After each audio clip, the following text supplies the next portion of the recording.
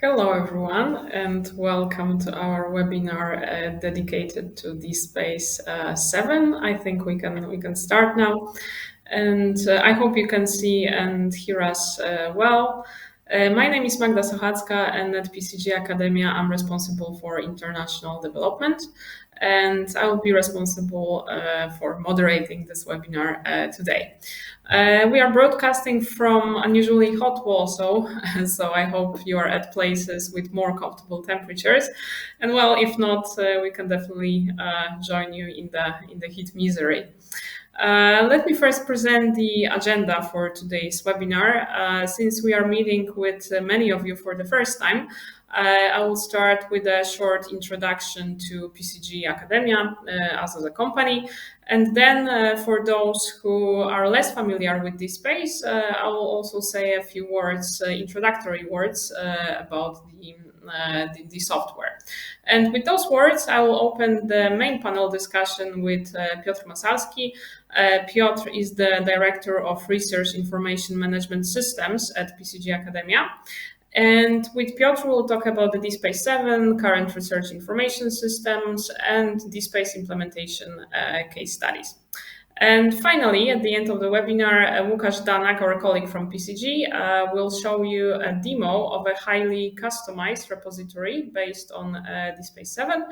And we hope that this demo might give you some inspiration and food for thought on how the DSpace 7 based repository can look like at your organization. The entire webinar will be recorded and will be later posted on YouTube and Pcg's Academia website. And I encourage you to share the recording with your colleagues. And I also strongly encourage you to participate in the webinar by asking questions on the chat. And we have reserved some time at the end of the webinar to responding to those questions. So let me first say a few words about us as Pcg Academia. We deliver IT and consulting services to universities in Poland and internationally.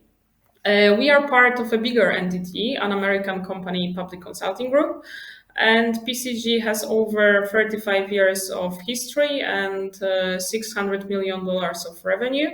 And in Poland, together with Librus, our sister company, we form the biggest edtech group and serve over 8,000 schools and over 60 universities.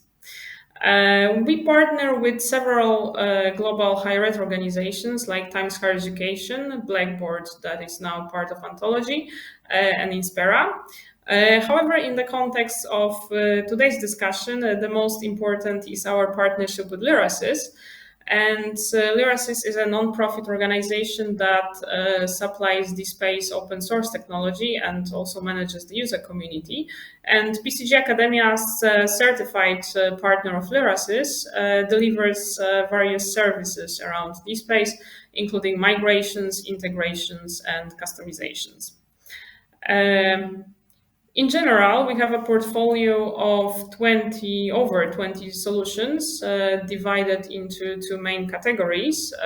Under EduCloud brand, we deliver systems and applications that support management of the entire student lifecycle, including SIS systems, recruitment and career office tools, LMS systems, and also solutions for electronic exams. And under Science Cloud brand, we deliver applications for recording, analysis, and reporting of scientific data in the context of countrywide evaluation process. And we also deliver a system for scientific employees' performance assessment and the services around DSpace that I have mentioned before. So moving on to the main topic of today, which is DSpace. Well, what is DSpace? DSpace is the most popular digital repository software in the world. It is currently used by over 3,000 institutions globally, including top universities like Princeton, Cambridge, and Humboldt University. And most often, DSpace is used as an open access and research management tool by academic libraries and other higher education institutions. The software itself was designed in 2002 by MIT and Hewlett-Packard, but now it is developed and maintained by an international community of companies and experts, and that community is coordinated by Lyresis. And the current hot topic is the newest version of the system, which is the DSpace 7. It took longer to develop than previous versions, but also compared to them, it offers much wider set of capabilities. It is practically a new solution, and what it means is that DSpace is now highly customizable and can be better adjusted to specific needs of organizations that use it to manage their publications and research activity. This is just a few words about DSpace, and we'll definitely go into more detail in our discussion with Piotr. And to this discussion, I would like to move right now. So Piotr, it is a fact that DSpace is by far the most popular repository in use in the world. But how is DSpace currently used at universities in Europe, and what versions do you see as most commonly used? Hello, everyone, and thank you, Magda, for your question. As you've already mentioned, with more than 3,000 active installations and over 30% of the global market share, in more than 120 countries, DSpace is actually by far the most widely used repository in the world. Now, when there is a breakpoint with the 7th version, these numbers, I think, will grow even more. But coming back to your question, it is a fact that we still have a lot of older versions, not only 6th, but 5th, 4th, or even older. It is extremely worth mentioning that the end of life of these versions will be next year. You are probably wondering what it really means. To be honest, it means that the support for them is going to end. As DSpace is, of course, a good piece of software, most of these repositories will still work. However, there will be no bug fixes and security updates. Fortunately, though, the 7th version is stable now, so I definitely recommend you to think about an update right now. Thank you, Piotr, for this explanation. So moving on to the hot topic, what's new in DSpace 7 and how can the new functionalities translate into better management of research activity at an institution?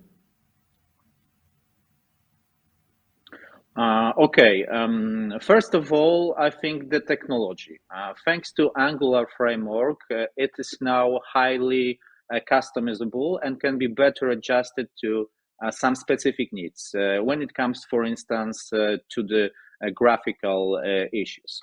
What is very important, the backend of the system is still based on traditional Java language that is fully compatible with the old data model that was used in the previous versions of DSpace. But now it has full REST API that gives us more flexibility.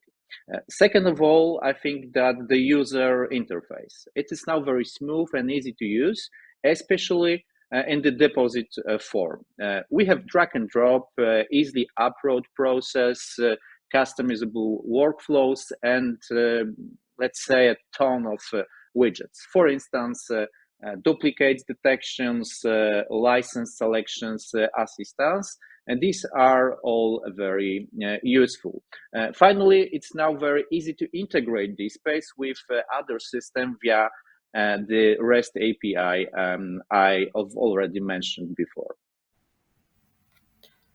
Actually, I would like to talk about those integrations a bit more. Could you tell something more about the benefits of those integrations? What type of integrations are possible, and which ones of them make for the most valuable use cases for universities and other institutions that use DSpace? Yes, of course.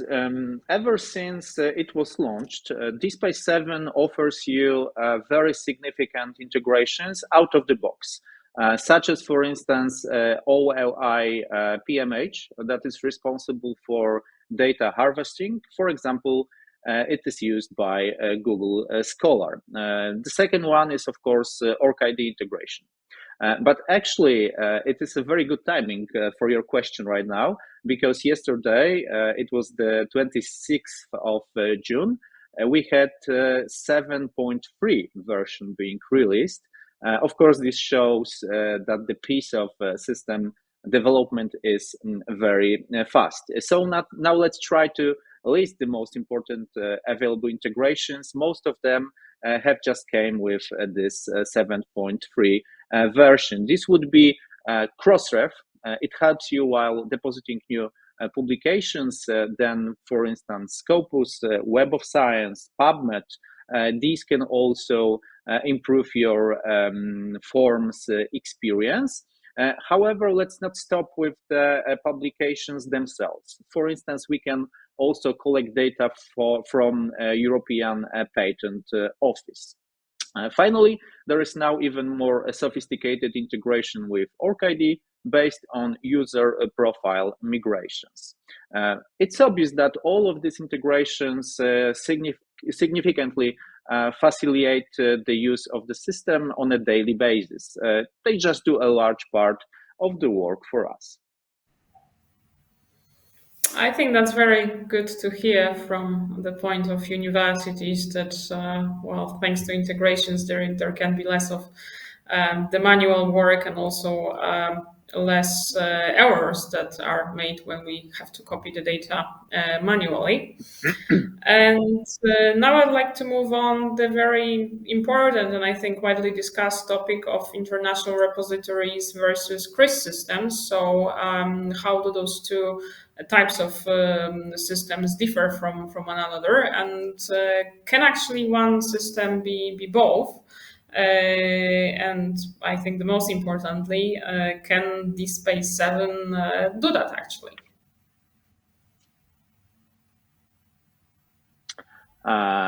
Yes, that's a good question, Magda.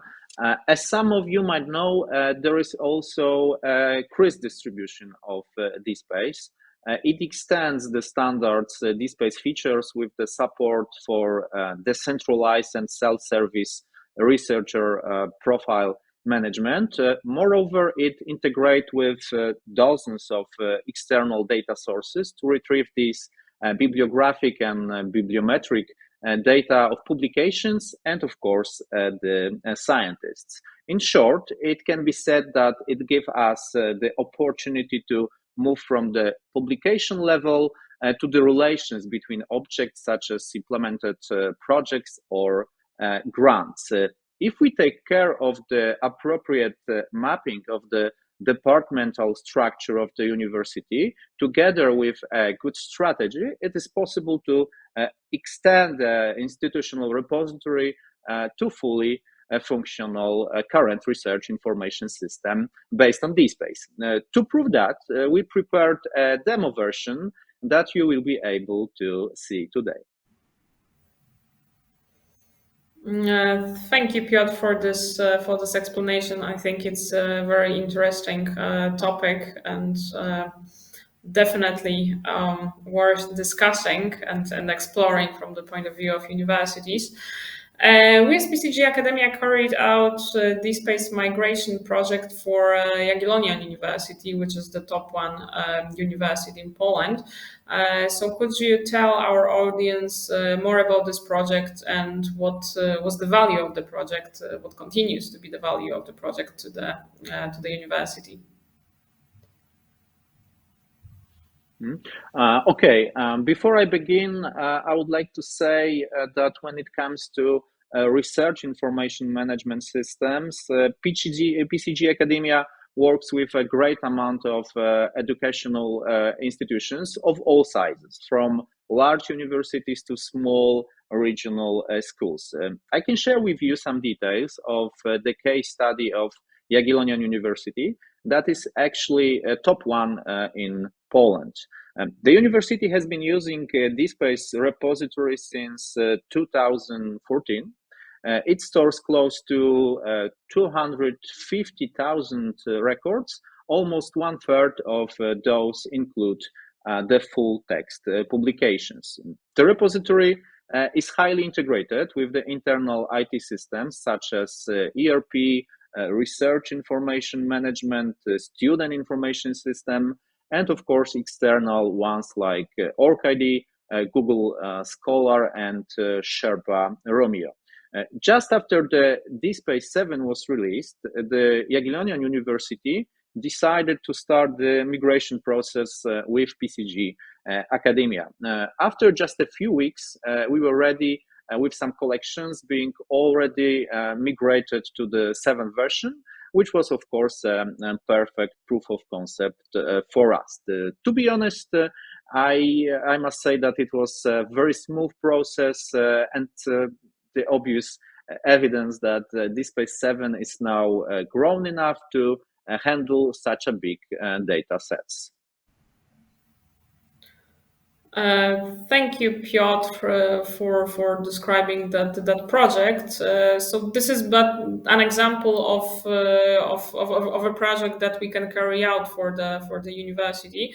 But in general, what services can PCG Academia offer around DSpace, and what unique capabilities are in our offer? If you could share something about that with the audience, that would be great. Yes, of course. I would like to start my answer with telling you that cooperating with a trust provider might be very important for your project. Of course, due to the fact that DSpace is an open source software, it is very easy to install from the scratch, adjust it a little bit, and launch your repository in a very short time. I sincerely encourage you to make such an attempt and take the advantage of all of the benefits of open software and, of course, the DSpace community. However, when it comes to more sophisticated projects, you should definitely consider working with a certified supplier that would help you with the different stages of your project. Starting with building specification, working with qualified user experience experts, creating unique graphic designs, and of course, building custom modules and integrations. So, to sum up, whatever you want to start with a fresh installation of DSpace, move to the newest version of DSpace 7, or you are simply looking for some technical assistance, we can help you with each of these challenges. At PCG Academia, besides being a certified partner of Lyresis, we always try to do a little bit more. What I think you are going to see on Łukasz's presentation in a few moments. Thank you, Piotr, for your response. It sounds like we can indeed do a lot for universities with DSpace. And now I would like to, because like systems can be talked about, but a lot. But I think it's nice to actually see them working in practice. So we have prepared a demo for you, which would actually shows you how DSpace 7 based repository can look like. So I'll now invite Łukasz Danak from our team, and he will show you a demo that we've built based on DSpace 7 with some custom-made features by PCG Academia. So Łukasz, the floor is yours now.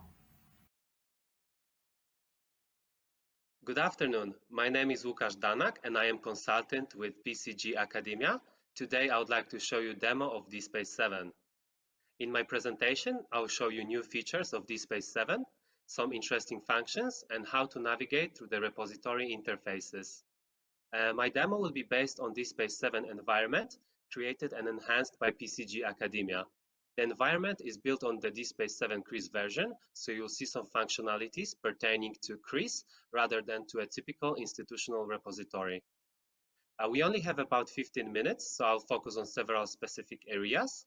And first, I would like to show you customized homepage with several interesting interactive widgets and browsing options. Then I will move to advanced search results with filtering feature. And next, I will take you through publication, user profile, institution, and project pages. And finally, I will log in as internal user to show you the back office user interface. And I'll do this to show you how easy it is to use DSpace every day. So let me start with the home page. At the top of the page, you can see the summary of data collected in the repository. You can see the number of publications, projects, and other research output metrics. You can also see profiles of researchers and institutions' organizational units. DSpace 7 allows you to store and identify various kinds of data, including patents, datasets, dissertations, and many more. All data that are possible to add are compatible with core vocabularies. As I mentioned before, we are presenting the DSpace 7 CRIS version, which is compatible with the serif standard recommended by European Union. Here, you can see the search bar, and I will get back to it later on. Now, let's take a look at the widgets that are displayed here. They were created by Pcg Academia as a custom feature. In this example, starting from the left, we have the most viewed scientific output, the most influential scientists, and the most popular publications. Those are just examples, as data presented in each result could be adjusted and modified. We can, for instance, show scientific metrics and data imported through integration from external sources like altmetrics. You can see it on the screen now. This area and the whole homepage can be customized depending on the specific needs and could be easily modified to better reflect the character of your organization. Below the widgets, we have some custom statistics for disciplines referring to different types of publications, people, and units. Those statistics could be easily used for comparison of research outputs between the organizational units, for example, in relation to Sustainable Development Goals. Here on the right, we can see basic statistics about users' activity in the repository. We have downloads and views, as well as the number of items from each entity deposited in a repository. That overview shows very well how popular are items from repository and what kind of entities are deposited there. Now, let's scroll up to the top. Our search bar is located at the top of the homepage. It is customized to save you time while you are searching for research outputs, specific publications, units, infrastructure, and scientists. When I click on it, it expands into a full screen mode that can display, for example, most searched phrases or other shortcuts. When searching, we can either enter a specific phrase or just choose one of those on the screen by clicking it. The system instantly shows results of the search through all data collected in our repository. The results include not only publications, but as you can see now, also the profiles of researchers and projects related to the topic. Let's expand some filters located on the left-hand side that can be used to narrow down the search results. I choose type, journal article, and for example, a date period between 2015 and 2022 to get to the results I'm looking for. This is just one example how the new technologies used in DSpace 7 provide instant feedback and smooth user experience. Every search result can be customized to display the data important for a particular item that, for instance, differs for publication and other research output. DSpace 7 repository can display standard bibliometric indicators that are available through integration with external databases such as Scopus and Web of Science. It can also show additional alternative metrics that allow you to study the social perception of this publication using the altmetrics tools, as in the example on your screen. The entire view can be easily modified to meet the requirements of the organization. Now, let's move to the publication. On this page, we get access to all the information about that particular publication. Of course, all the data could just as well be shown as metadata in the standardized schema like Dublin Core. It is worth mentioning that we are able to see all the relations between this publication and other entities related to it, the authors, the institutions of authors, projects, etc. Scrolling down to the metrics area, we can analyze some statistics like views and downloads, as well as traditional bibliometrics from Scopus and Web of Science. Moreover, we can easily integrate alternative bibliometrics like altmetric, dimensions, and plumex. Let's click now on one of our authors. On authors page, we can see the basic contact information, but also profiles of author integrated from external sources, for example, Scopus, Web of Science, or Orcid. Below, you can see the research outputs, such as publications and projects of this researcher, and filter them in the same way as the search results. Filters can be used in many different ways. For example, you can use them to search for people with whom a specific researcher cooperated on projects or publications.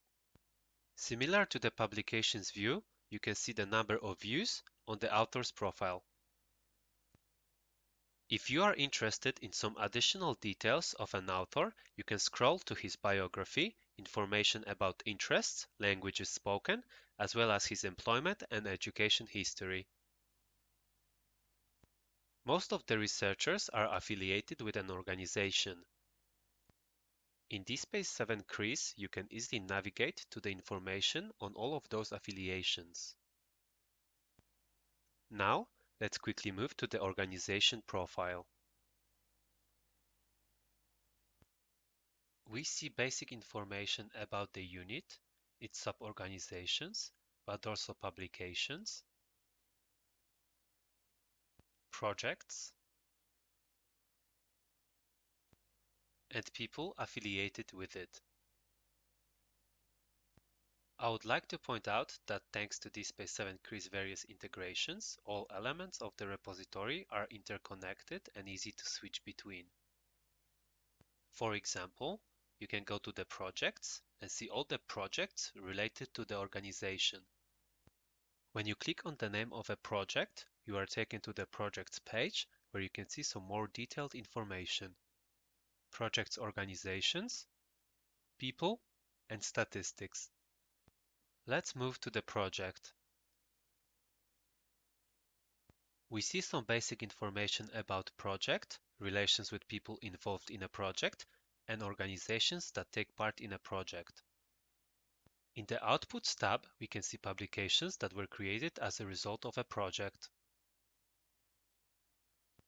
As I mentioned at the beginning of my presentation, in order to access the administrator panel, you need to log in into the repository. Logging in will allow you to perform administrative actions in the back office, such as adding and editing publications, projects, and scientist data. It also gives you access to permissions management and workflows.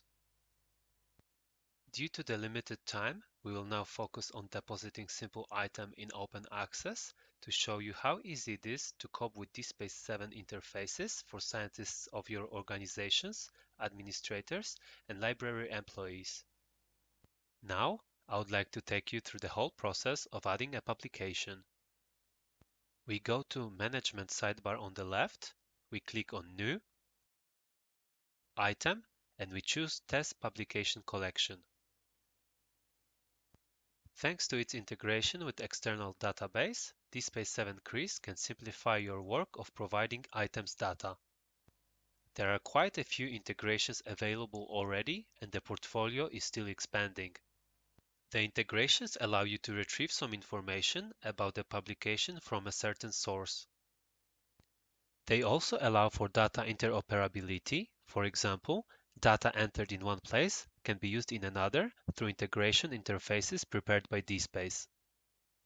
I will now demonstrate the process of aggregating data by providing the OI number. As you can see, with one click, you have the most of data transferred from external global database. This allows you to save a lot of manual work and avoid errors that can be committed with manual data entry. When it comes to the authors, we can add those that already have profiles in the local database and see the icon showing their affiliation. This also allows us to improve efficiency when filling in a publication form. DSpace 7 CRIS is also integrated with Orcid Database, which makes it possible to quickly select authors whose profiles have not yet been created in the repository and connect profiles between these two databases. All the integrated profiles are also marked with Orcid icon, as we can see on the list here. Let's imagine that the publication was created as a part of the project and it has some related datasets. That information could be easily added in DSpace 7 CRIS using the extended field form. As you can see, you can just click Add More and then Publication References, and now you can just choose any relation between two entities in DSpace 7. Below, you can specify under what kind of license a publication should be published.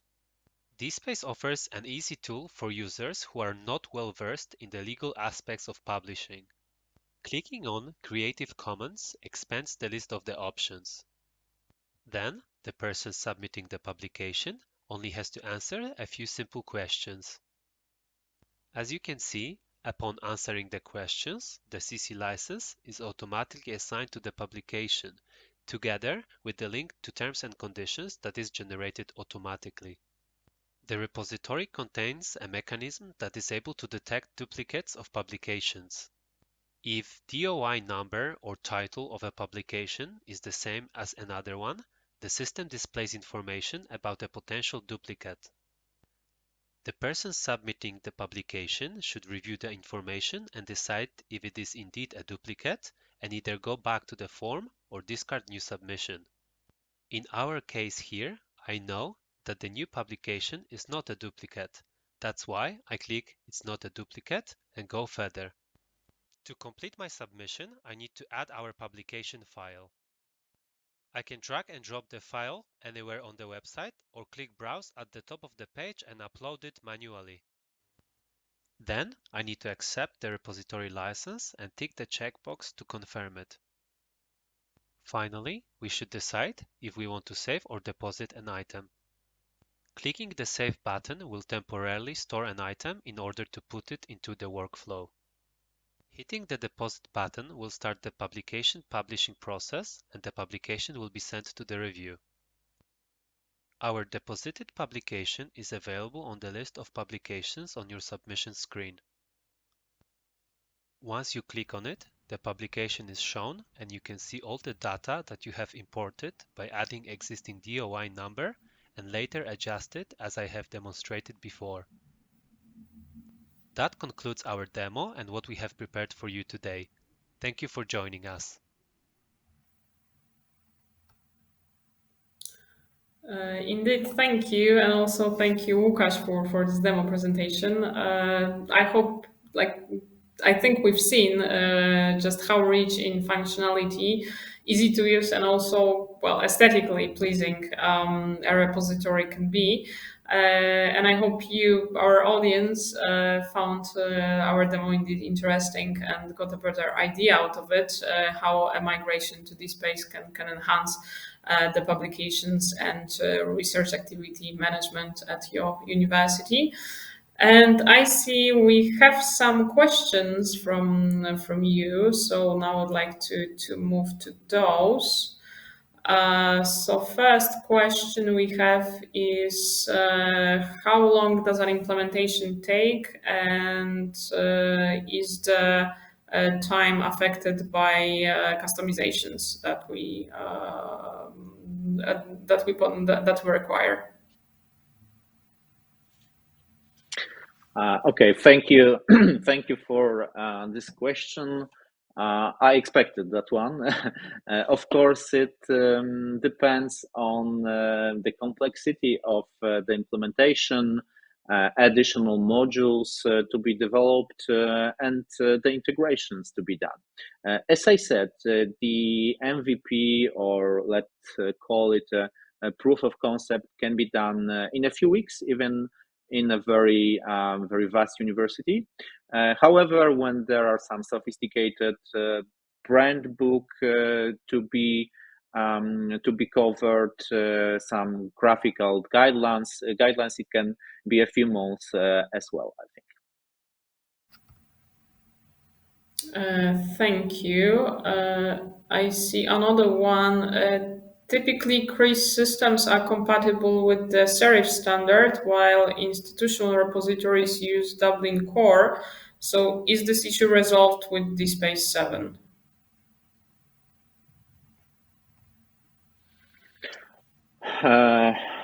Okay, there is some thesis in this question, and I think it's right. When it comes to repository, of course, DC, which stands for Dublin Core, is a standard that is very good when you want to describe publications, and not only publication. You can use DC for other items as well. But of course, when we move to the current research information system, we need some kind of other standard to fully describe infrastructure, to describe patents, to describe projects, and then there is a serif. It is developed by maybe not developed, but it's maintained by the European Union, and it's a very good standard that DSpace 7 in its CRIS release it's fully compatible with. You can export all of the entities that are based on DSpace 7 into a serif model, and you can start building your CRIS repository, of course, on serif with DSpace 7 in this release. Thank you, Piotr, for that explanation. Another question: what are the release plans for DSpace after the 7th version that is now available? Okay. The maintenance of the 7th version is, of course, planned in a product roadmap. We will have another release this year. It's gonna be October, and from the roadmap, probably 2 or 3 more releases the next year. Regardless, there is already an additional roadmap for the 8th version. And what is very important and interesting, you can be a part of it. I haven't mentioned a lot about the DSpace community, but it's very important that it works. It probably works in your country. You have some national DSpace group that can help you to just be a part of it, and it allows you to participate in this planning and developing of this DSpace software.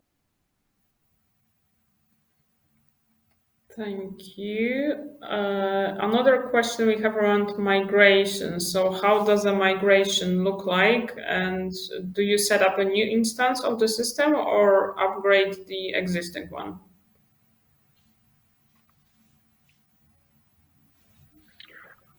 You can do both. It would depend on the complexity of the system itself. If you have a clean installation based on, it doesn't really matter if it's 4th, 5th, or the 6th version. You can convert the data and do the migration process just as it is on your database. But when you have some modification, especially when you modified the core, you added some modules, you have some custom graphical implementation, you should consider building it maybe not from the scratch, but starting from a clean installation and building these modules again in the different technology. As I said, it's completely different. It's based on Angular framework. in front end, and it's based on still Java, but a little bit different version. It's still, of course, compatible with a good development team. You can do it as well. Of course, as I said and as I recommended before, it's very good to have some cooperation with a good supplier that could help you with this process and plan it from the beginning with the specification and so on. That should guide you through this process and advise you to choose a good way to do this. Thank you. I see another question, and well, I encourage you to add more because we still have some time left. But the one that I have is, when exactly is the date for the version 5 end of life?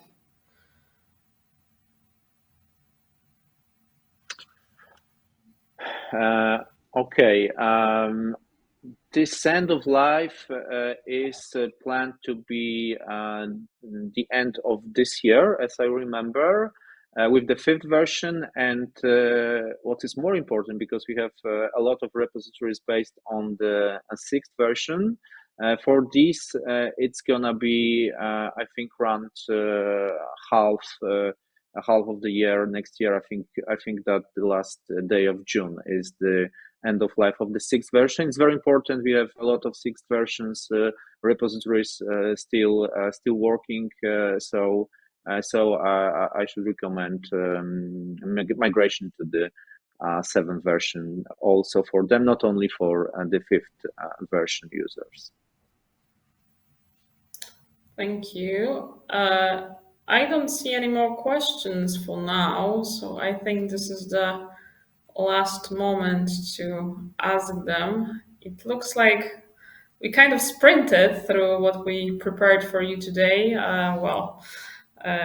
We give you the 15 minutes back, actually. So I hope that you can be happy with that. And I do hope that you found this webinar interesting. Thank you very much for your participation. And I do hope that you also got some ideas to take back to your organizations about migration of DSpace 7 or actually fresh implementation of the system.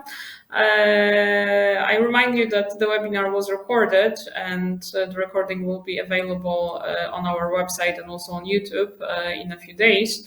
So you can share that with your colleagues. And if you are interested in hearing more about our services or have any additional questions that you haven't asked today, please contact us directly. We'll be happy to answer all your questions or schedule a meeting with you to talk about your specific needs. So thank you so much again. And okay, I have another questions. So before I actually finish, I see question, would it be easy to adapt DSpace to other languages? So Piotr, if you could comment on that. Yes, actually it is very easy. DSpace is available from out of the box with a bunch of languages, of course, Spanish, German, French, English. We as a Pcg Academia can also help you with this. We contributed a Polish language version. If you are a more technical, it's based on i18n engine, so it's really easy to develop a version no matter the language.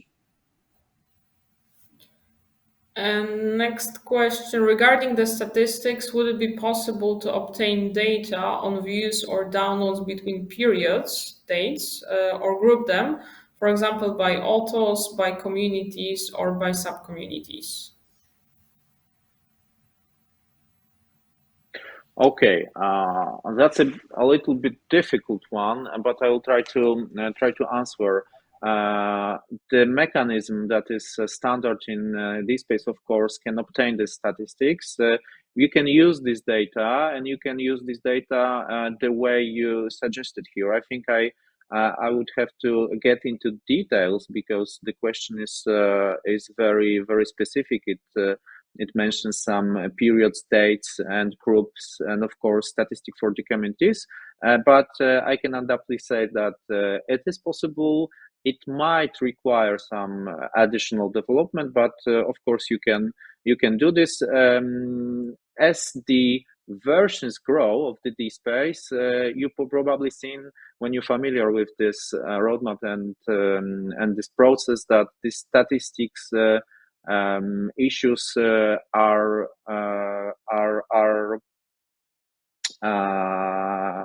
okay. I mean that in the 7.2, yes, in 7.2 version, we got some statistic based on the countries. You can see a beautiful map, for instance.